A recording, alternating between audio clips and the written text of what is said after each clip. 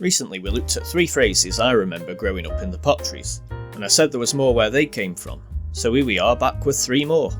If you missed episode 1, there's a link on your screen now, and it should be in the description as well. Okay, here we go again yet fast with 3 more phrases that I remember growing up in Stoke-on-Trent. 1. Dunna they shade it. In the Potteries dialect, that's the dialect of English native to North Staffordshire if you didn't know, or if you're a first time watcher on the channel. If you are, you'll find loads more examples of Potteries dialect in my other videos, so go check them out. Anyway, where was I?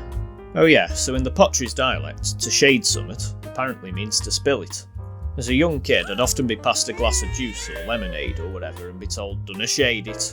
Obviously I didn't think anything of it at the time, but I've since realised that I've never actually heard that word outside of Stoke. It's possibly a variation of the verb to shed, but the citation needed there, I've no idea to be honest. If you have encountered this word outside of Stoke, or you've got a similar variation where you're from, let me know down below in the comments. 2. It's a doofed pit. With a name like the Potteries, it's pretty obvious what Stoke-on-Trent's primary industry was, but something had to power all of those bottle ovens. Coal was another major industry in the area, with North Staffordshire practically sitting on top of an enormous coal seam. And this phrase is one of many to come out of that industry. This cheeky expression's used to show when you know you're not looking your best, but you don't care cause you don't really need to. It's also used ironically, you might say it if you got your posh frock on. We British folk do love a bit of understatement, so it's not unusual to modestly ask "will I do?" while you're standing there wearing your top hat and tails with your best pocket watch, you know. I'm sure there are probably many more industrial equivalents up and down the land. 3. Azo dressed up like a dog's dinner.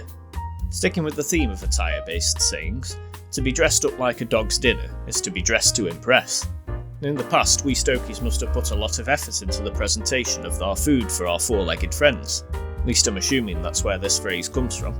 It's usually given as somewhat of a backhanded compliment. Might be said when you're all dressed up a bit too posh for where you're going. You know, like if you got your best Armani shirt on to go down the pub or something like that. So there we are, that was 3 more phrases from the Potteries. Are you familiar with any of them outside of Stoke?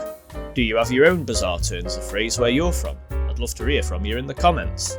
If you're enjoying learning more about the Potteries dialect, don't forget to subscribe to the channel and share it with your mates so they can learn as well.